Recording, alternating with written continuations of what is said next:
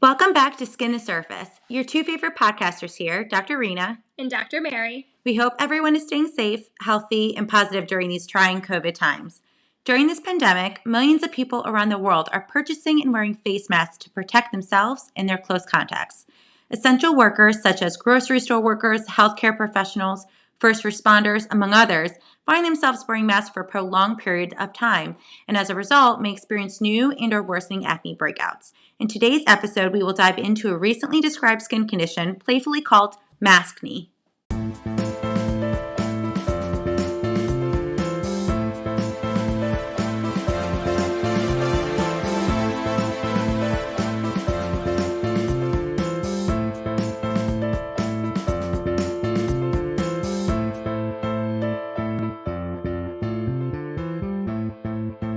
With everything going on with COVID, you may be saying to yourself, now we have to deal with acne breakouts from our masks. Well, don't worry. Mary and I are going to provide you with some helpful tips to tackle this pesky maskne.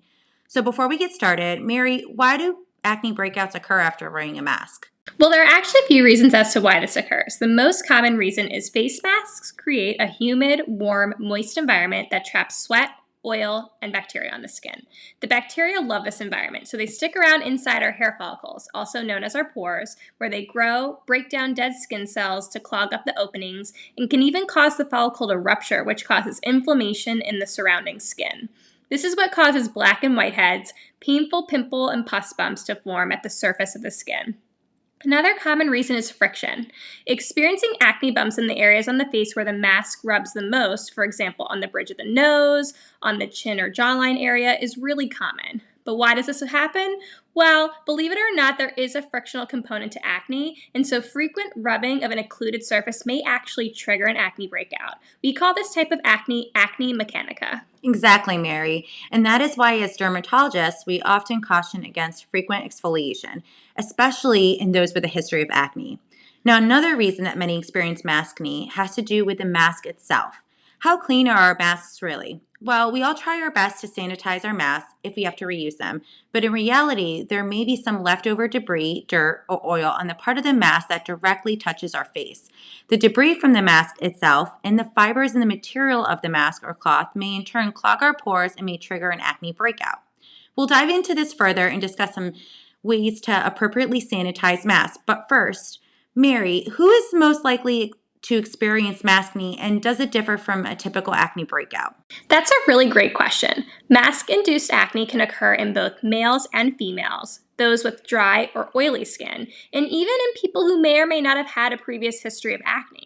Maskne differs from a normal acne breakout in that it typically occurs in a certain distribution, and that's really the central face, which includes the nose, cheeks, and chin, and it typically spares the forehead and temples. Basically, it's only happening in areas where the mask has had direct contact with your skin. So now that we know why and where maskne occurs, what we really want to know, and what all of our friends and family members and patients are frequently asking us, is how can I prevent these acne breakouts from my mask? Well, Mary, luckily there are actually a few ways in which we can prevent maskne. First, if you are acne prone, avoid cloth masks made of rough fabrics and opt for masks made of cotton breathable fabric. Cotton fabric tends to be softer, less irritating, and provides a less humid environment for bacteria to grow.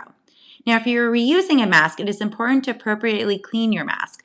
For cloth masks, washing your mask after every use with a gentle, non-scented detergent, such as All-Free and Clear, will help remove the sweat, oil, and debris from the mask. For those who cannot wash their mask, using a gentle facial cleansing wipe, wet wipe, or makeup removing wipes are simple ways to clean the inside and the rim of the mask, basically the part of the mask that is in direct contact with the skin. Yeah, and to add to that, before wearing your mask, make sure you've cleansed your face with a good gentle cleanser, preferably something with salicylic acid. So salicylic acid is a beta-hydroxy acid, and what does that really mean? Well, it means that it dissolves excess dirt, oily residue, and dead skin cells, which can build up in the pores and are responsible for the acne breakouts. Two salicylic acid cleansers that I like are the Neutrogena Oil-Free Acne Wash and the CeraVe Salicylic Acid Cleanser. An alternative option for individuals who work on the front lines and who are pressed for time are cleansing facial wipes. I recommend using these wipes to gently wipe down the entire face to remove any oil, makeup, and debris before, during, and even after a long shift. Facial cleansing wipes that I find to be effective as well as moisturizing are the La Roche-Posay facial cleansing wipes, which contain lipohydroxy acid, which is a gentle exfoliator, and I also recommend the Neutrogena Deep Clean Purifying Cleansing Towelettes. Do you have any recommendations, Rina? Yeah, I also recommend the Cetaphil gentle cleansing cloths. I find them to be extremely gentle and moisturizing. Washing and cleansing your face before wearing a mask, as Mary had mentioned, is key to preventing acne breakouts. However, it is just as important after removing your mask or between uses. If you think about it, each time you wear a mask, oil, dirt, sweat, and germs build up on the top layer of the skin. And so it is essential to appropriately wash or cleanse your face after each mask use. I find that after I remove my mask for the day, I have this oily, greasy shine on my face. And those with dry, sensitive skin may be concerned about over-drying their skin, even more with this frequent washing. Over-drying our skin may cause the oil-producing glands in our skin to work overtime and produce even more oil. So moisturizing after washing our face is key. I strongly recommend using an oil-free facial moisturizer that is non-comedogenic, meaning it won't cause you to break out. A few moisturizers that I recommend is the Neutrogena Hydro Boost Gel Cream. Now, this last tip may upset many of you, but take a holiday from makeup, especially foundation. When you have makeup that is trapped underneath the mask, this can unfortunately trigger unwanted acne breakouts by further clogging your pores. We've talked about preventing acne breakouts from our masks, but how about treatment? Are there any over-the-counter options, Rina, and when should prescription acne treatment be considered? These are all great questions, Mary. For mild acne, we recommend using benzoyl peroxide either in the form of a wash or spa treatment, based on your preference. Benzoyl peroxide reduces inflammation, kills acne-causing bacteria, and helps open up your pores. I call that a triple threat. A few benzoyl peroxide products that I recommend are Neutrogena on the spot acne treatment, Panoxyl acne foaming wash with 10% benzoyl peroxide, and Replenix acne solution benzoyl peroxide acne gel. Remember to wash the benzoyl peroxide off completely, as it may bleach your towels, sheets, and clothing, and nobody wants that. And to add to that, using a topical nighttime retinol or retinoid cream can help treat as well as prevent black and whiteheads by shrinking and unclogging the oil glands, as well as improving overall skin tone. As many of us know, retinols and retinoids may be drying and sometimes can cause some skin irritation and peeling. It's important to find a topical product that is lightweight, non-greasy, and hydrating. A few over-the-counter options that I recommend are the Neutrogena Rapid Wrinkle Repair Retinol Oil and the CeraVe Renewing Retinol Serum. Both are available on Amazon, drugstores, and in personal care stores. Do you have any recommendations, Rina? Yeah, I really like the La Roche-Posay Effaclar Adapalene Gel 0.1% Acne Cream or Different Gel. These are great products because they're prescription-strength retinoids that are now available over the counter and are less irritating and drying than other retinoids like tretinoin and Tazorac. For those who are pregnant or breastfeeding, bakuchiol, named after the bakuchi plant, is a retinol alternative that has been shown to have anti-inflammatory properties, antibacterial properties, and has similar functions as a retinol in that it stimulates or promotes cell turnover and unclogs our pores. An over-the-counter product that is recommended by some dermatologists is Alpine Beauty Bakuchiol Moisturizer, which is also available at personal care stores and Amazon. For more recommendations, check out our Season 1, Episode 3, Maintaining Youthful Skin. It's all about the ingredients. This is all great information, Rina. So if someone has tried all these over-the-counter options and they continue to have breakouts, what would you recommend they do then?